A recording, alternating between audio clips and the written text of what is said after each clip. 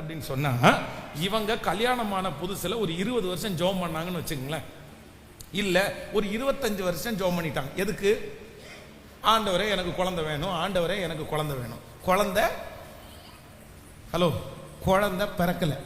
இப்போ ஆனா அவங்க விசுவாசத்தை, அப்படின்னா விசுவாசம்ன்றது ஆண்டவர் மேல வச்சிருக்கிற நம்பிக்கையோ பரிசுத்த வாழ்க்கையோ எதையுமே அவங்க என்ன பண்ணல, சரி ஓகே நமக்கு தரமாட்டாரு போல தெரியுதுன்னு விட்டுட்டாங்க.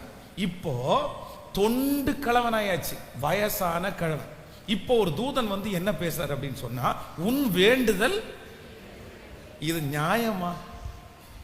எப்ப ஜெபம் பண்ண ஜெபத்துக்கு எப்போ இவங்களுக்கு கல்யாணம் வந்து ஒரு 25 வயசுல ஆயிடுச்சுன்னு வச்சுங்களேன், இப்போ வந்து 80 வயசு ஆகுதுன்னு வைங்களேன், எத்தனை வருஷம் தாண்டி உன் ஜெபம் கேட்கப்பட்டது. நம்மளா இருந்தா ஃபர்ஸ்ட் என்ன, இது கேட்டா என்ன கேட்காட்டி என்ன, இப்ப வந்து உன் ஜெபம் கேட்கப்பட்டது. எல்லா கதையும் முடிச்சதுக்கு அப்புறம் வாங்க ஆண்டவரே, எல்லா நாளும் முடிச்சதுக்கு அப்புறம் அப்படின்னு சொல்லுவோம். இது ஜெபம் கேட்கப்பட்டதுன்னு சொல்லி உனக்கு இப்படி ஒரு பிள்ளை பிறக்க போகுது அப்படின்னு சொன்ன உடனே யாரா இருந்தாலும் என்ன சொல்லுவோம்? இந்த சகரியா என்ன சொல்றாருன்னா, இது நியாயமா ஆண்டவரே, நானு கிழவனா இருக்கிறேன், என் மனைவி வயது சென்றவளா இருக்கிறார், எங்களுக்கு போய் இப்போ குழந்தை பிறக்குமான்னு கேட்ட உடனே தூதனுக்கு என்ன வருது? இது நியாயமா? நீங்க கொஞ்சம் நினைச்சு பாருங்க, இது நியாயமா?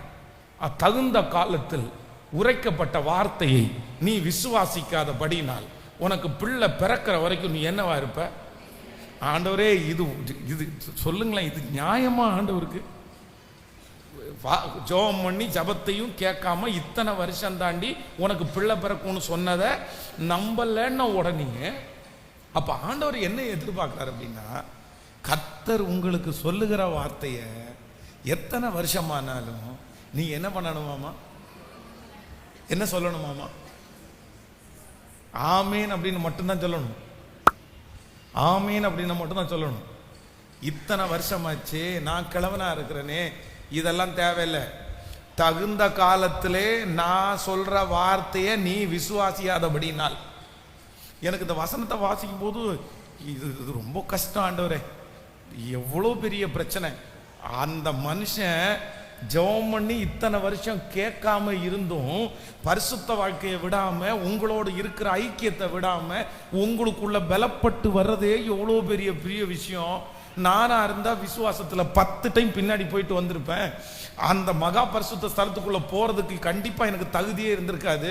ஜெபம் கேட்கலன்னா 4 நாள் பைபிள் வாசிக்காம இருந்திருப்பேன், 4 ஜெபம் பண்ணாம இருந்திருப்பேன். ஆனா அந்த மனுஷன் எவ்வளோ பெரிய பரிசுத்தவான், இத்தனை பரிசுத்தமான வாழ்ந்தும் நீர் வாட்டுக்கு எப்போ ஒரு டைம் ஜெபம் பண்ண ஜெபத்துக்கு அவ்வளோ வருஷம் தாண்டி வந்து நான் உனக்கு பிள்ளைய கொடுப்பேன்னு சொல்லுவீர். அதை விசுவாசிக்கலன்னு உடனே உங்களுக்கு கோபம் வந்துருதா? ஆனா ஆண்டவர் என்ன நினைக்கிறார்ல, இல்ல நான் சொன்ன வார்த்தைய தகுதி இருக்கோ இல்லையோ, நடக்கும்னு மனுஷங்க சொல்றாங்களோ இல்லையோ, விசுவாசிக்க வேண்டியது. சிஸ்டர், பிரதர், இன்னைக்கு ஒருவேளை உங்களுடைய எத்தனை பேருடைய மனசுல என்னென்ன ஓடிட்டு இருக்குன்னு தெரியல. எங்க பாஸ்டர் கூட இல்லைன்னா நிறைய நெகட்டிவ் ஓடிட்டு இருக்கலாம்.